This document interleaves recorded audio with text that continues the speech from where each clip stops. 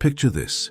You're standing in the middle of a storm, but while everyone around you is being tossed about by the winds of chaos, you remain perfectly still, unshakable, like a mountain that has weathered countless tempests.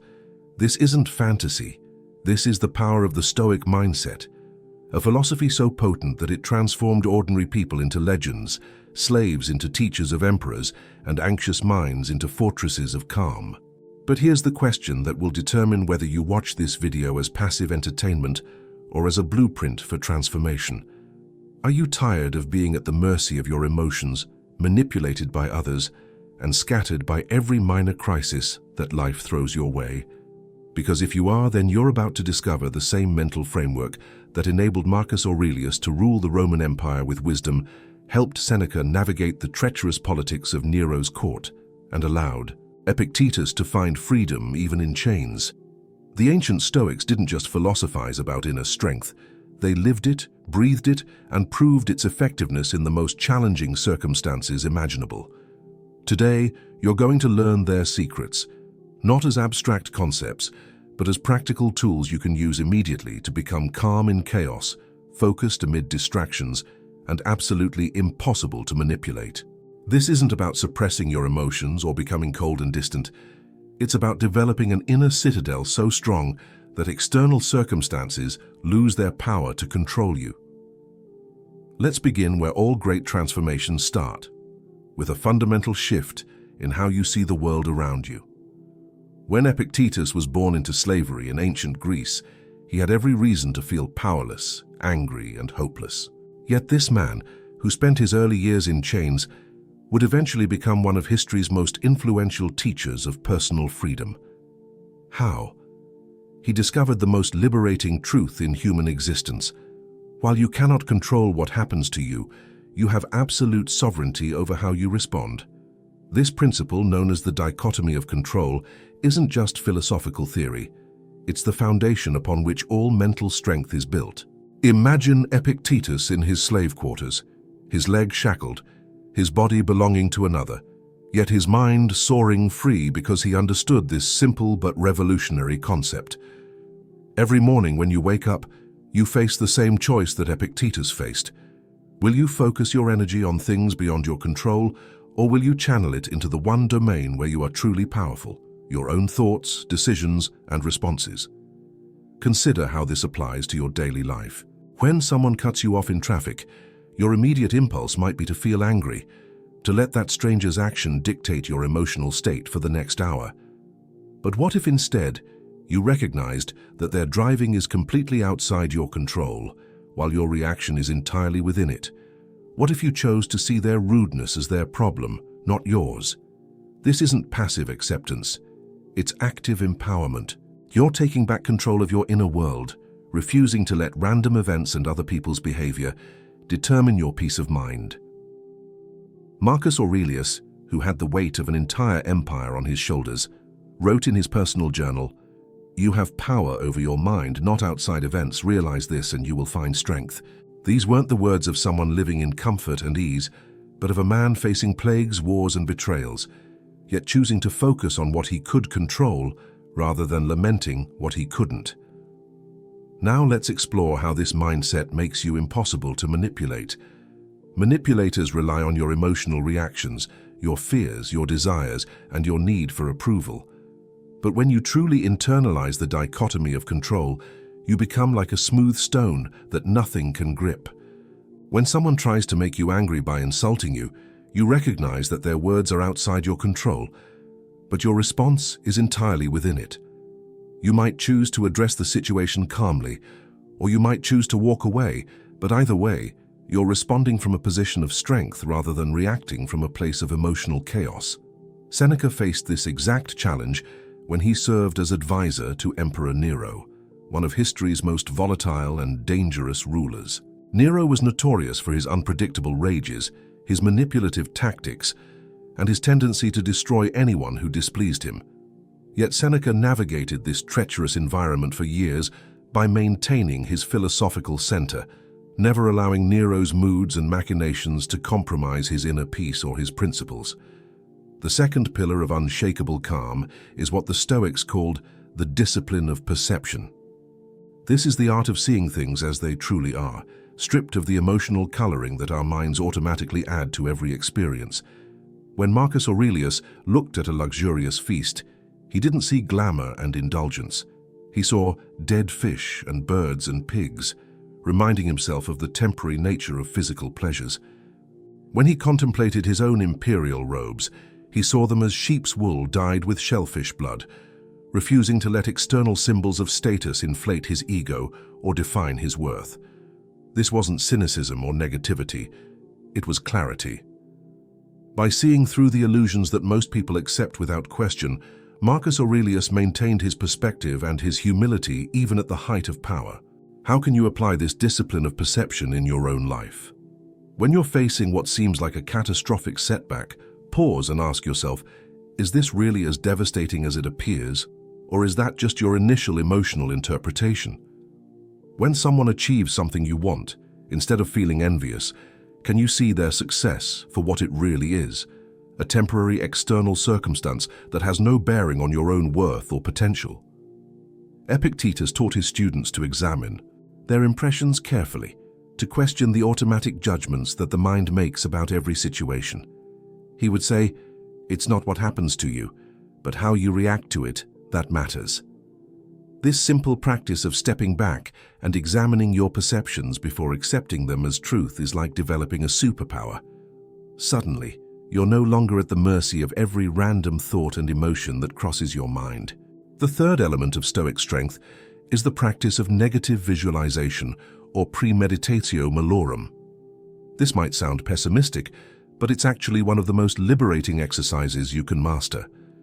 The Stoics regularly imagined losing the things they valued most, their health, their loved ones, their possessions, their status, not to become depressed or anxious, but to appreciate what they had while they had it, and to mentally prepare for life's inevitable changes. Seneca would periodically live as if he were poor, eating simple food and wearing plain clothes, so that he would never fear poverty or become overly attached to luxury. He wrote, "Set aside a certain number of days, during which you shall be content with the scantiest and cheapest fare, with coarse and rough dress, saying to yourself the while, 'Is this the condition that I feared?'" When you practice negative visualization, you're not inviting disaster into your life. You're building psychological resilience. You're training your mind to understand that all external things are temporary, that loss is part of the human experience, and that your happiness and peace of mind don't depend on maintaining perfect circumstances forever. Imagine if you spent 5 minutes each morning contemplating the possibility that today might be your last day with your loved ones, or that your current job might not exist tomorrow, or that your health might change unexpectedly. Rather than creating anxiety, this practice would likely fill you with gratitude for what you have right now and reduce your attachment to outcomes beyond your control. You'd make more conscious choices about how to spend your time and energy, and you'd be far less devastated when changes inevitably occur. This brings us to the fourth Stoic principle, the art of present moment awareness. Marcus Aurelius constantly reminded himself that the only time that truly exists is right now. The past is gone and cannot be changed. The future is uncertain and largely beyond our control. All of your power, all of your ability to think, choose, and act exists in this present moment. Yet how much of your mental energy do you waste rehashing past mistakes or worrying about future scenarios that may never happen? The Stoics understood that this kind of mental time travel is not only unproductive, but actively harmful to your peace of mind and effectiveness. Picture Marcus Aurelius in his tent on the Germanic frontier, facing barbarian invasions, dealing with plague in his armies, and managing the complex politics of Rome from hundreds of miles away. He could have spent his time lamenting the comfortable life he'd left behind in Rome, or worrying about all the ways his military campaigns might fail. Instead, he focused intensely on what needed to be done right now, in this moment, with the information and resources currently available to him. He wrote, "Confine yourself to the present, understanding that this was where all real power resided. When you learn to bring your full attention to the present moment, you become dramatically more effective in everything you do, because you're no longer dividing your mental energy between past regrets and future anxieties." The fifth principle is what we might call emotional alchemy, the Stoic practice of transforming obstacles into opportunities, setbacks into comebacks, and challenges into character development. The Stoics didn't just endure hardship, they actively looked for the hidden gifts within every difficult situation. Marcus Aurelius wrote, "The impediment to action advances action. What stands in the way becomes the way." This wasn't just clever wordplay, it was a fundamental reframe that allowed him to see every problem as a chance to practice virtue, develop resilience, and demonstrate his philosophical principles in action. Consider Seneca's experience when he was exiled to the island of Corsica by Emperor Claudius. He could have spent his 8 years in exile bitter and resentful, feeling sorry for himself and plotting revenge. Instead, he used this forced solitude as an opportunity for deep philosophical reflection, writing some of his most profound works on resilience, acceptance, and inner freedom. When he was eventually recalled to Rome, he returned not as a broken man seeking vengeance, but as a wiser philosopher whose understanding of life's impermanence had been deepened by direct experience. He had transformed his obstacle into a path of growth. How can you apply this principle when facing your own challenges? When you encounter resistance in pursuing a goal, instead of seeing it as evidence that you should give up, can you view it as training that's making you stronger and more skilled? When someone criticizes your work, instead of taking it as a personal attack, can you extract the useful feedback while ignoring the emotional charge? When you fail at something important to you, instead of defining yourself by that failure, can you see it as valuable data that will inform your next attempt? This isn't about positive thinking or pretending that bad things are actually good. It's about developing the mental flexibility to find real opportunities for growth and learning within every experience, no matter how initially unpleasant it might seem. The sixth Stoic practice is the cultivation of what they called sympathia, the recognition that all human beings are interconnected, that we're all part of a larger whole, and that cooperation and understanding serve us better than conflict and judgment. Marcus Aurelius, despite having the power to crush his enemies, consistently chose the path of compassion and justice. He wrote, "We were born to work together like feet, hands, and eyes, like the 2 rows of teeth, upper and lower." This wasn't naive idealism from someone who lived in comfort. This was hard-won wisdom from a man who dealt with betrayals, rebellions, and personal attacks throughout his reign.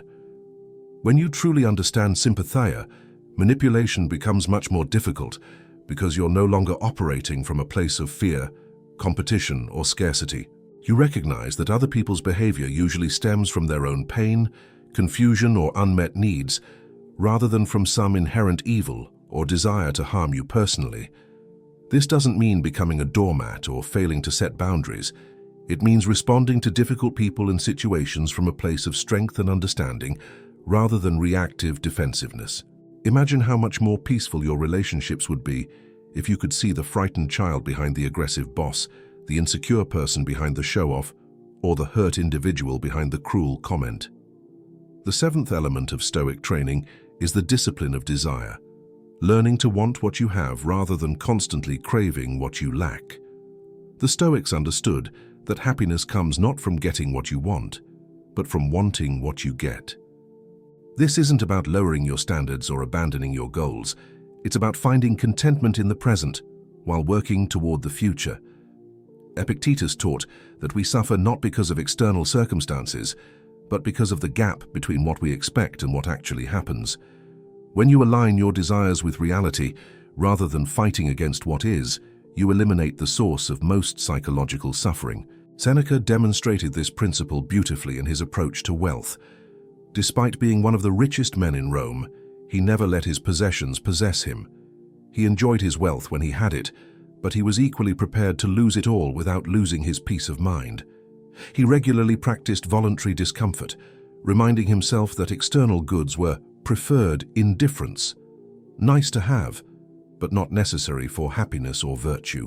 This mental training made him genuinely free because his contentment didn't depend on maintaining any particular level of material comfort or social status.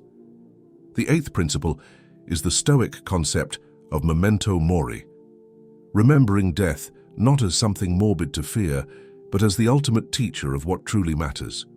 Marcus Aurelius frequently contemplated his own mortality, not to become depressed, but to maintain perspective on what deserved his attention and energy. He wrote, "It is not death that a man should fear, but never beginning to live."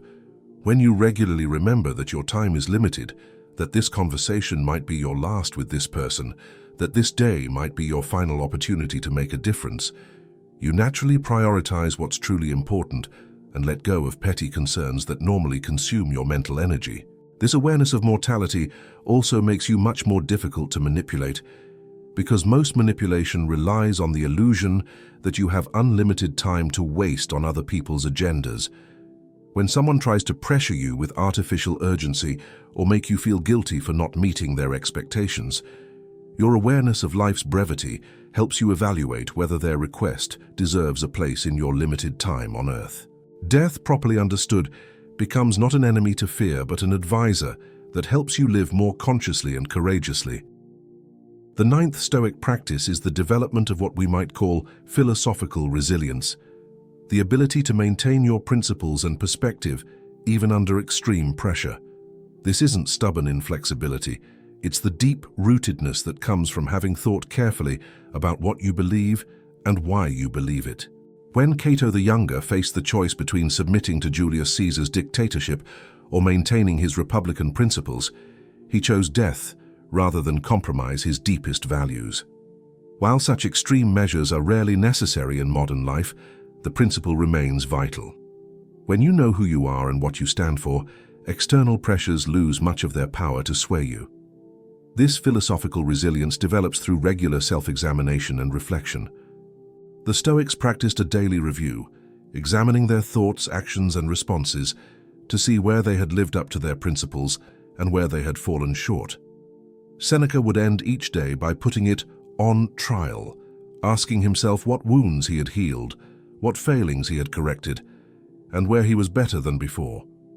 This wasn't self-flagellation, but self-improvement, a systematic approach to becoming more consistent with his values and more skilled at handling life's challenges.